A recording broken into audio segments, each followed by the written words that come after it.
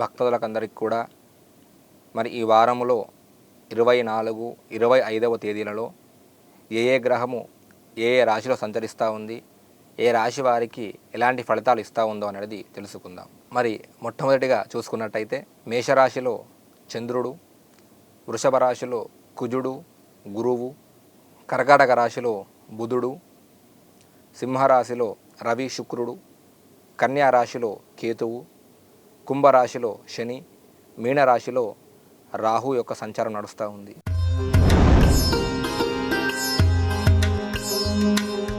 సింహరాశి వారికి బంధుమిత్రులతో వైరం, మొండిగా ముందుకు వెళ్ళడం, ధనలాభము, గౌరవ నాశనము, ఆశించిన విధంగా పనులు ముందుకు సాగకపోవడం కూడా జరిగే అవకాశాలు ఉన్నాయి.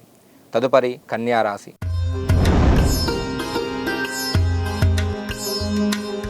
కన్యారాశి వారికి ఊహించని గొడవలు జరగడము, అదేవిధంగా మనశ్శాంతి లేకపోవడము, కుటుంబ కలతలు, సత్కీర్తి, ఇంట్లో మనశ్శాంతి లేకుండా భోజనం సమయానికి చేయకపోవడము, ఇలాంటి కొన్ని విషయాలు జరిగే అవకాశం ఉంది. తదుపరి తులారాశి.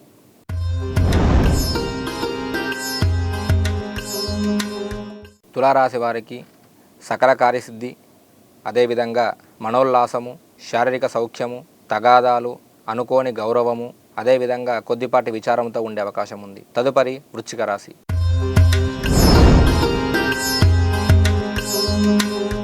వృశ్చిక రాశి వారికి ఆరోగ్యము, మంచి పేరు ప్రఖ్యాతలు వస్తాయి, ధనాదాయనము, విచారము, బంధుమిత్రులతోని కొద్దిపాటి గొడవలు జరిగే అవకాశం ఉంది. తదుపరి ధనస్సు రాశి.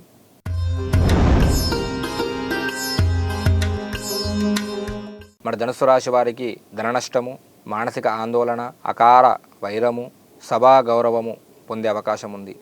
తదుపరి మకర రాశి.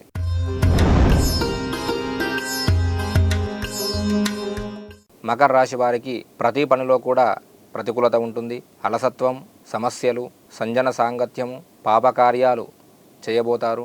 శత్రు సమస్యలు మిమ్మల్ని వెంటాడుతూ ఉంటాయి. కాబట్టి మకర రాశి వారు కొద్దిగా ఈ 2 రోజులు కూడా ఆంజనేయ స్వామి నామాన్ని మనసులో అనుకోవడం చాలా మంచిది. తదుపరి కుంభరాశి.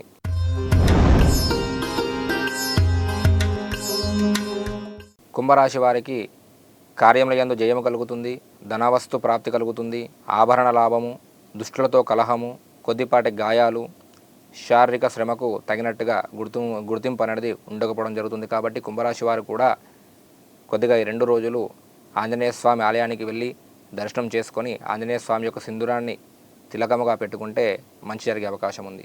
తదుపరి మీనరాశి.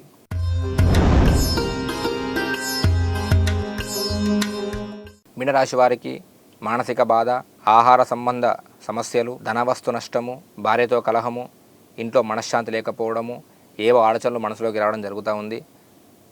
కాబట్టి మీనరాశి వారు కూడా కొద్దిగా జాగ్రత్త తీసుకొని అన్నీ కూడా మనసులో తీసుకోకుండా ఆ యొక్క భగవంతుని నామస్మరణ చేయడం చాలా మంచిది. భగవంతుని యొక్క నామస్మరణ చేయడం చాలా మంచిది. ఓం శ్రీ గురుభ్యో నమః. హరః ఓం.